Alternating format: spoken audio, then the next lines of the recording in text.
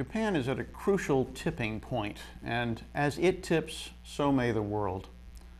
My name is Mark Pendergrast. I wrote this book, it just came out, and I'd like to tell you why I think it's important. On March the 11th, 2011, as everyone knows now, there was a huge earthquake and tsunami that hit Japan. It caused untold devastation. It killed over 20,000 people. It also hit the Fukushima nuclear reactor, which you'll see right here after this slide, which caused a meltdown of several of the reactors, caused radiation to leak all over the place, and the other thing it did was to kill plans that Japan had for building 14 more reactors in addition to the 54 that they already have.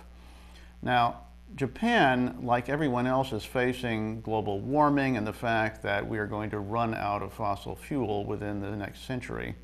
But they're facing it more quickly and more starkly than anyone else. It just happens that I had a grant to go to Japan, and I appeared there 2 months exactly to the day after the tsunami and the meltdown. And I was to study eco-model cities in Japan. Now, I had this idea that the Japanese were technologically advanced, and therefore they must be doing a lot of really interesting things with renewable energy.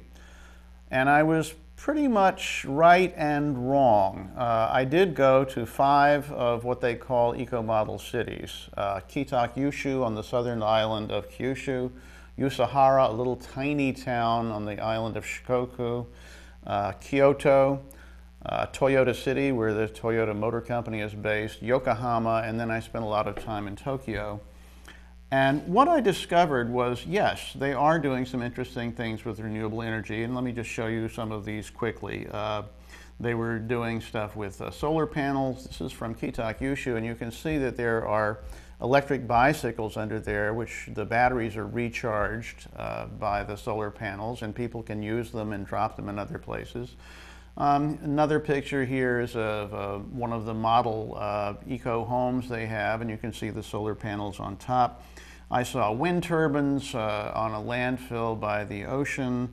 I saw micro hydro generators. They've pretty much used up all their big hydro places, but there's plenty of room left to do more with hydro. I saw them making compost, which is a form of energy, out of human waste, which I thought was very impressive. I don't think we do that here because we're too squeamish. And I saw electric cars. In fact, I was driven around. Here's a picture of one in Kyoto that they drove me around in. And I didn't go in a rickshaw, but I thought I'd throw in this picture as another alternative form of energy and transportation that I saw. I also dealt with a lot of other ones I won't show you pictures of: hydrogen power, biodiesel, wood pellets, geothermal systems, geoheat, a lot of different things. And it was impressive as far as it went, but I discovered that these solutions were pretty much piecemeal, that the government really wasn't supporting the eco-model cities. They gave them these names and said, go to it, but they didn't really give them a whole lot of support.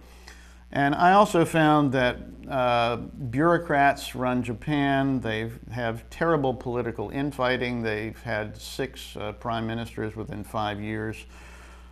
They engage in puffery, public apathy, and cultural attitudes that make it very difficult to change. And I hope that that's changing soon. But just let me give you an example of what I discovered. And in 2005, the Japanese led the world in terms of solar photovoltaic panels. They made over half of them in the world. That year, they canceled their subsidy for them, and they didn't renew it until 2009, by which time they were only making 10% of the ones in the country.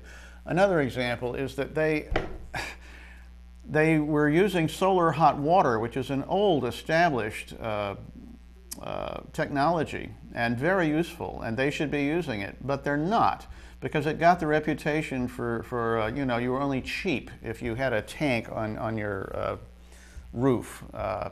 So no one is using solar hot water in Japan. It makes absolutely no sense. Instead, they're trying to get everybody to have all electric homes. Another example is wood. Let me just show you this slide. After World War II, the Japanese cut down almost all of their trees and planted a monoculture of Japanese cedar very close together. And as you can see here, they look like toothpicks. They thought that they were going to be able to sell them for lumber, but they couldn't because of imported lumber. And so now they're trying to thin the forests and do something with the wood. Well, the government decided that they would subsidize these wood pellet factories. Here's a picture of a wood pellet factory. And they take the wood and they have to scrunch it up with what you see here, put it on a conveyor belt, turn it into wood chips, then make it into sawdust, and then eventually compress the sawdust to make the wood chips you see here in the hand of the guy at the factory. Well, this sounds like it makes sense, but if you think about it, it makes absolutely no sense because, you know, in this country, in the United States, in Vermont, we make a lot of sawdust naturally, and it's a waste product. But in Japan, they're using all this fossil fuel to create artificial sawdust, put it together to make wood pellets, and then nobody buys them because the wood pellet stoves are very expensive. So let me just show you another picture. This is a picture I found at a rural farm. This is a guy who makes rice cakes, he and his wife, out of the rice that they grow. And look at that beautifully split cedar. Why can't they just make nice small wood stoves and heat with wood? They could, but the government isn't supporting that. So a lot of what they're doing just is not very rational, I found. I also wanted to talk about their homes. They could be much more energy efficient than they are. They're very proud of the fact that their businesses are energy efficient, which they are, but their homes are not. They're uninsulated, they don't have double glazed windows, and they built very shoddily after World War II. Now their traditional homes, this is something called a machiya, and you can see me standing in front of one in Kyoto.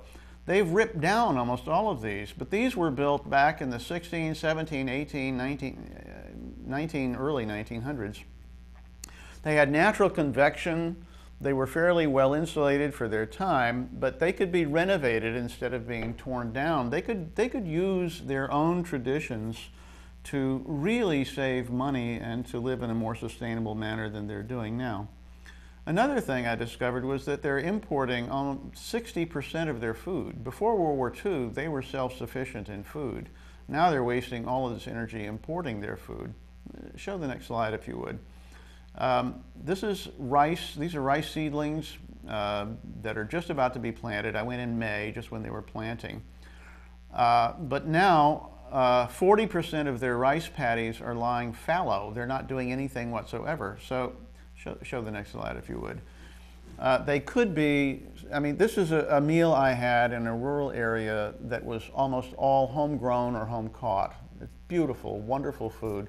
They could be doing this. The other thing they could be doing, see the rice up there, they could be on the 40% of the fallow lands, they could be growing a strain of fast-growing rice and make it into bioethanol for fuel. So altogether, there's so many elements of this, and I could go on for a long time, but I wanted to make this a relatively short program and short message. So, oh, I know. I wanted to talk about the Japanese attitude towards nature. You know, you see these beautiful gardens in their temples and in their shrines, such as this picture that I took. I took all these pictures when I was in Japan. It's gorgeous.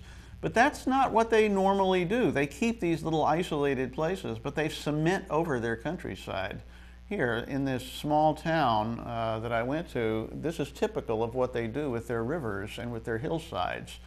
They say that they're preventing erosion, but they could do a lot better job by just growing plants on it.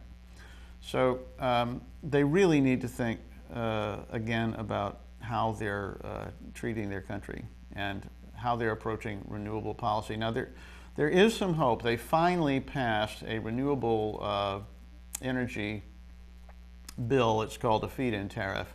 That's going to support not just solar photovoltaic panels, but all other forms of renewable energy. And so I hope that they will push very, very hard for this, but the bureaucrats are fairly well entrenched who are fighting it. The electric companies are monopolies like TEPCO, Tokyo Electric Power Company, and they don't want to take renewable energy. They'll fight it every step of the way if they can. in addition to that, it's a weird system where half of the country runs on 80 hertz, on 50 hertz, and half the country on 60 hertz frequencies. So they can't trade energy with one another unless they change that system, which would be a huge undertaking. So basically, what's going on in Japan is extremely relevant for the rest of the world, and so we should follow them very closely and hope the best for them, because I think that whatever they do, it's very likely we're going to end up following.